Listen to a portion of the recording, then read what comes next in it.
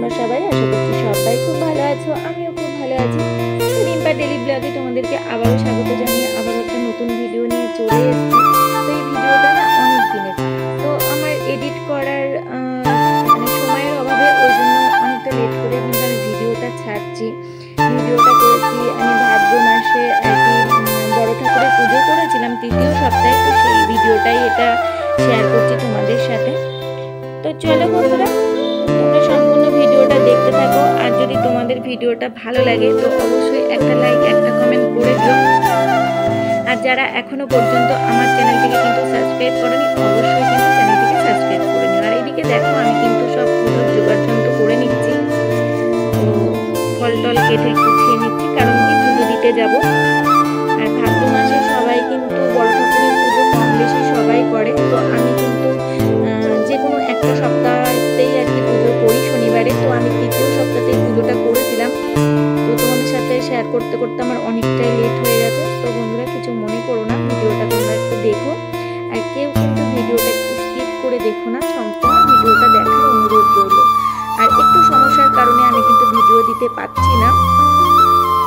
এইদিকে দেখো বন্ধুরা, আমি কিন্তু পুজোর জন্য রেডি হয়ে গেছি। আর এইদিকে দেখো এই শাড়িটা পরেছি। আর চলো দেখতে থাকো কেমন গুছিয়েছি। আর আমাদের এখানে পুজো কেমন হয় সেটাও তোমাদের সাথে শেয়ার করবো। দেখতে থাকো, সঙ্গে থাকো, কেউ কিন্তু স্কিপ করে দেখবে না, সম্পূর্ণ ভিডিওটা দেখো অবশ্যই। আর এদিকে দেখো আমি ফল টল সম্পূর্ণ কেটে গুছিয়ে নিয়েছি। আর তোমরাই বলো আমার ভিডিওটা কেমন হয়েছে। তো খুব বেশি আয়োজন করতে পারিনি, যতটুকু পেরেছি তোমাদের সামনে সেটাই আমি তুলে দিচ্ছি। তো এইদিকে দেখো সমস্ত রকমের ফল কেটেছি। আর এই যে সামান্য একটু মিষ্টি আর একটু নারকেল কোড়া করেছিলাম আর কি, সিন্নি মাখাবো সেটার উপরেই দিয়েছি। চারিদিকে দেখো সিন্নি যেটা মাখবো তো সেটাই একটু ফোটানো দিয়েছি। তো মনে হচ্ছে শুধু দুধই দিয়েছি এরকম মনে হচ্ছে। তো কেমন হয়েছে অবশ্যই কিন্তু তোমরা কমেন্ট করো। তারপরে আমার ছেলেকে আবার আমি বলছিলাম যে একটু ভিডিওটা আমাকে তুলে দে। তো আমার ছোট ছেলে ভিডিওটা তুলে দিচ্ছিল। খুব একটা ভালো যে পারে তা কিন্তু না, তো যেটুকু পারে, ছোট মানুষ তো ওটুকুই অনেক আমার জন্য। তারপরে দেখো আমি আর কাকিমা, তো আমার পাশের বাড়ি, তো আমরা চলে যাচ্ছি পুজো দিতে।